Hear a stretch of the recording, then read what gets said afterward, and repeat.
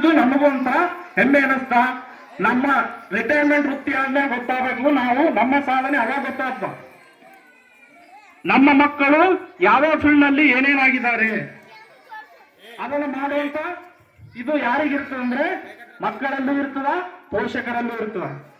ಇದು ಒಂದು ಶಿಕ್ಷಣ ಯಾವಾಗಲೂ ಬಡತನದಿಂದ ಹೊರ ಬರಬೇಕಾದ್ರೆ ನಮ್ಮ ಮಧ್ಯಮ ವರ್ಗದವರಿಗೆ ಒಂದು ಪ್ರಬಲ ಸ್ಥಾನ ಯಾವ್ದಂದ್ರ ಶಿಕ್ಷಣ.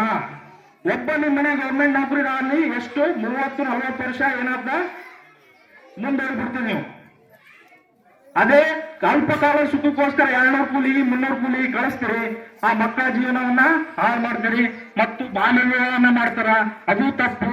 ಮಕ್ಕಳಿಗೆ ಮುಂದೆ ಭವಿಷ್ಯ ಪೂರಾ ಏನಾಗ್ಬಿಡ್ತ ಅಷ್ಟಕ್ಕೆ ಸೀಮಿತ ಆಗಿಬಿಡ್ತದ.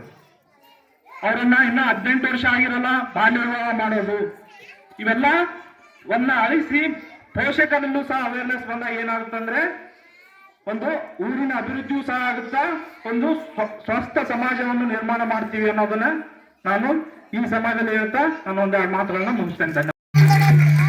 ಎಲ್ಲ ಊರಿನ ಗಣ್ಯ ವ್ಯಕ್ತಿಗಳು ಇಲ್ಲಿ ಸೇರಿ ನನ್ನ ಬಳಿ ಬಂದು ಮಕ್ಕಳು ತೋರಿಕೊಂಡಂತ ಒಂದು ಅಳಲು ಏನಂದ್ರ, ನಮ್ಮ ಸ್ಕೂಲಲ್ಲಿ 8ಕ್ಕೆ ಬರ್ತಾರೆ ಮಕ್ಕಳು, ಆದ್ರೆ ಮುಂದೆ ಡಿಸ್ಕಂಟಿನ್ಯೂ ಮಾಡಿಬಿಡ್ತಾರೆ. ಆಲ್ಮೋಸ್ಟ್ ಅದರಲ್ಲಿ ಎಸ್ಪೆಷಲಿ ಹುಡುಗಿಯರು ಅವ್ರಿಗೆ ಕಲಿಯಕ್ಕ ಬಸ್ಸಿನ ಸೌಕರ್ಯ ಇರಲಿಲ್ಲ.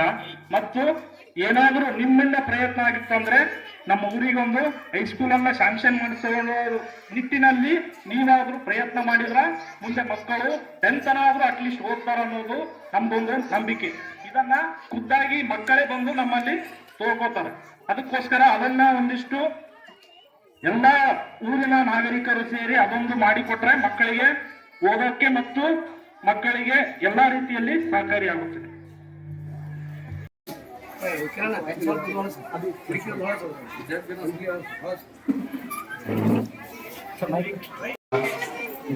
ಕ್ರೀಡಾ ಸಾಮಗ್ರಿಗಳ ಬಗ್ಗೆ ಮನವಿಯನ್ನು ಸಲ್ಲಿಸಿದರೆ ಇದನ್ನು ನಾವು ಆದಷ್ಟು ವೈಯಕ್ತಿಕವಾಗಿ ಮತ್ತು ಪ್ರಾಮಾಣಿಕವಾಗಿ ಪ್ರಯತ್ನ ಮಾಡಿ ಕೆಲವೇ ದಿನಗಳಲ್ಲಿ ಇದನ್ನು ನಾನು ಕಲಿಸ್ತೇನೆ.